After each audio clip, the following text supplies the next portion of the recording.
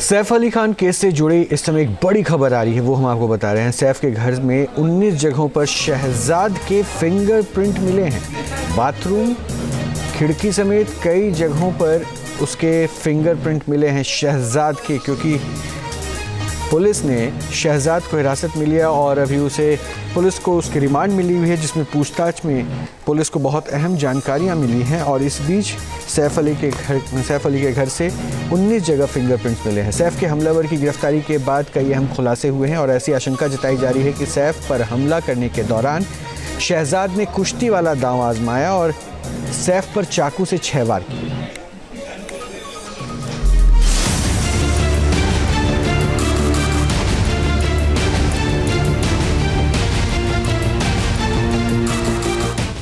ये है film star Saif Ali Khan पर जानलेवा हमला करने वाला। नाम है शरीफुल इस्लाम शहजाद।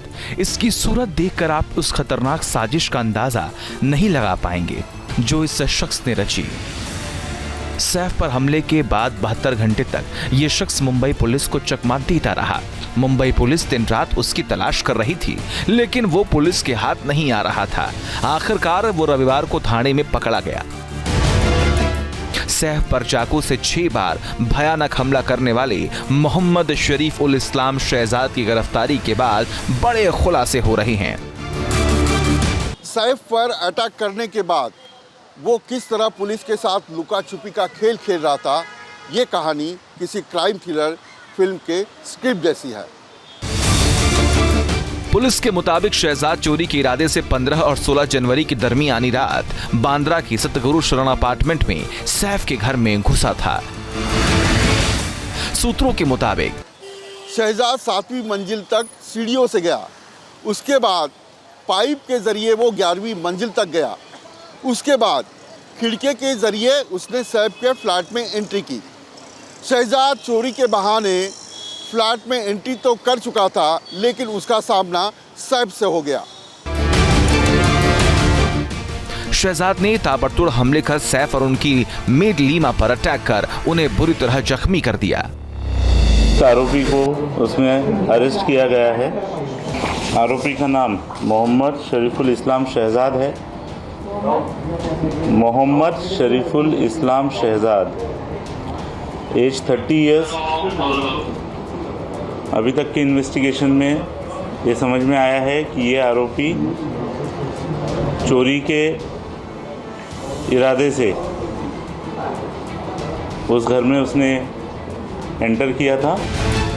ये सवाल भी उठ रहा है कि आखिर सैफ अली खान जैसे अच्छे मस्कुलर बॉडी वाले मजबूत कदकाठी के हीरो पर यह दुबला पतला चोर कैसे हावी हो गया। आखिर उसने सैफ को इतनी बुरी तरह घायल कैसे कर दिया।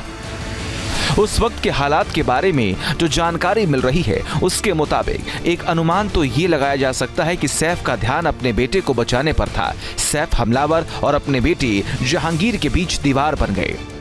सैफ चट्टान की तरह उसके सामने खड़े हो गए और उसे पकड़ने की कोशिश की। शहजाद को अपने मंसूबे नाकाम होते हुए नजर आए।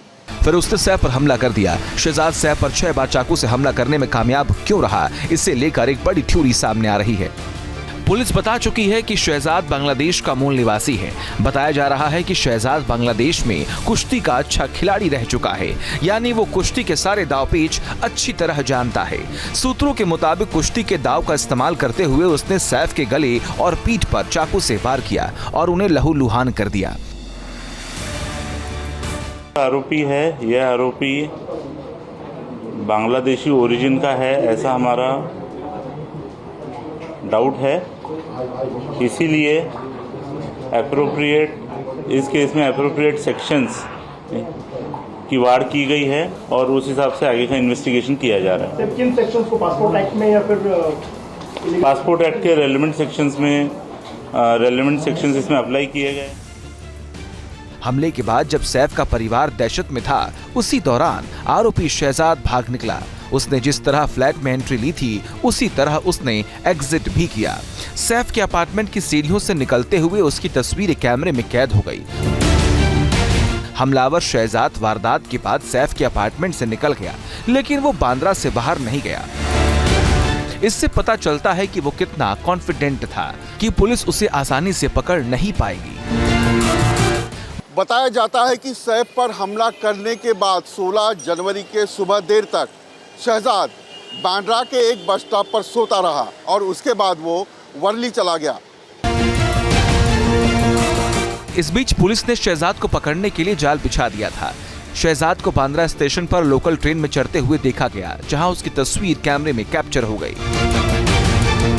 कहते हैं कि आरोपी चाहे कितना भी शातिर हो, लेकिन वो गुनाह का कोई ना कोई सबूत छोड़ ही जाता है। शहजाद ने वर्ली में कुछ ऐसा ही किया। बताया जा रहा है कि वर्ली में उसने पराठा खाया और पानी की बोतल खरीदी। इसके लिए उसने यूपीआई से पेमेंट किया।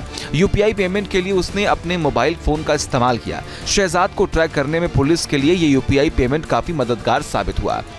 सूत्रों के मुताबिक सैफ पर हमला कर फरार होने के बाद वो टीवी देख रहा था ताकि उसे घटना से जुड़ा हर एक अपडेट मिल सके। बताया जा रहा है कि गिरफ्तारी के डर से उसने अपना फोन भी स्विच ऑफ कर लिया था।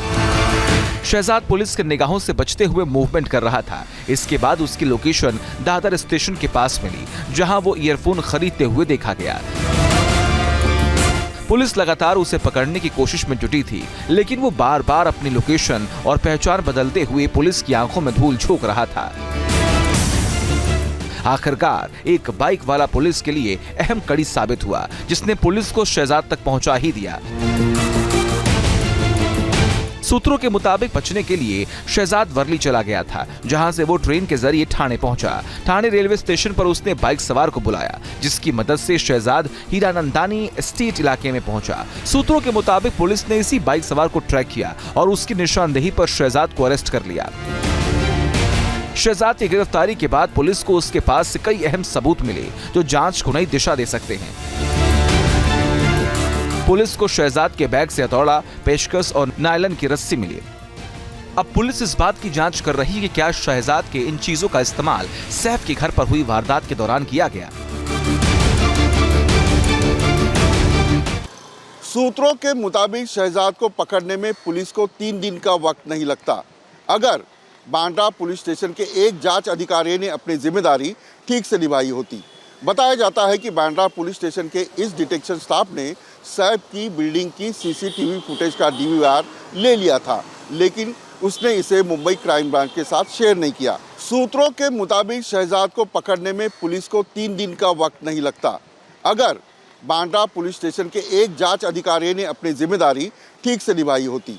बताया जाता है कि बांद्रा पुलिस स्टेशन के इस डिटेक्शन स्टाफ ने सैफ की बिल्डिंग की सीसीटीवी फुटेज का डीवीआर ले लिया था, लेकिन उसने इसे मुंबई क्राइम ब्रांच के साथ शेयर नहीं किया। वीडियो जर्नलिस्ट कामेश के साथ Vilas Athawale, News Nation Mumbai. News Nation अब व्हाट्सएप पर खबरों की ताजा अपडेट के लिए न्यूज नेशन के इस क्यूआर कोड को स्कैन करें।